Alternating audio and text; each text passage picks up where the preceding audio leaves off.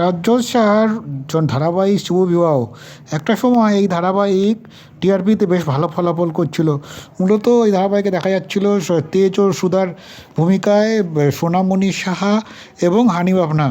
প্রথম দিকে টিআরপিতে বেশ ভালো ফলাফল করছিল এই ধারাবাহিক। তবে এই মুহূর্তে টিআরপিতে খানিকটা ভাটা পড়েছে। সুধা ও তেজের ভালোবাসা, পাশাপাশি ছোট্ট তরিকে নিয়ে গল্প বেশ ভালোই এগোচ্ছিল। কিন্তু এই মুহূর্তে হঠাৎ এক বিপদ আলাদা করলো তেজ ও সুধাকে। এই মুহূর্তে যে গল্পের ট্র্যাক চলছে সেখানে দেখা যাচ্ছে তো তাদের ছোট্ট সুধা ও তাদের ছোট্ট মেয়ে তরি হারিয়ে যায়। তাকে খুঁজতে তেজ বাড়ি ছেড়ে বেরিয়ে আসে। এদিকে সুধা অসুস্থ হয়ে পড়ে। তরিকে খুঁজে পেলেও সেই সময় প্রবল বৃষ্টিতে ভেসে যায় চারদিকে।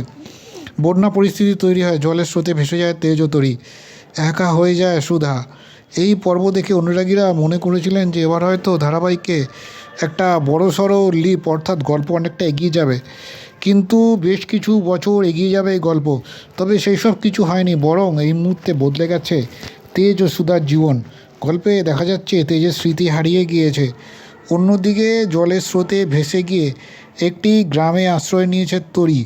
এদিকে মেয়ে ও বরকে খুঁজে পেতে আপ্রাণ চেষ্টা করে সুধা। এর মধ্যেই ধারাবাহিকে এসেছে নতুন একটা টুইস্ট। এই টুইস্টে এই মুহূর্তে প্রবেশ করেছেন অভিনেত্রী টুম্পা ঘোষ। তাকে দেখা যাচ্ছে গল্পের দ্বিতীয় মুখ্য নায়িকা হিসেবে, অর্থাৎ সেকেন্ড লিড অ্যাক্ট্রেস হিসেবে এই গল্পে তিনি এসেছেন। অপরদিকে সুধার জন্য আরেক নায়ক এবার প্রবেশ করতে চলেছে এই ধারাবাহিকে। সুধার বিপরীতে এবার দেখা যাবে অভিনেতা সায়ন বসুকে। এমনটাই জানা যাচ্ছে গল্পের নতুন মোড়ে সুধার দ্বিতীয় নায়ক হিসেবে তিনি প্রবেশ করছেন। সায়নের চরিত্রের নাম এখানে কিংসুক লাহিড়ী। একজন প্রভাবশালী ব্যবসায়ীর চরিত্রে দেখা যাচ্ছে তাকে। মঙ্গলবার থেকে ইতিমধ্যেই শুটিং শুরু হয়ে গেছে অভিনেতা সায়কের। এর আগে কিছুদিন আগেই দর্শক তাকে দেখেছে স্টার জলসা ধারাবাহিক রাজরাজেশ্বরী রানীর ভবানীতে।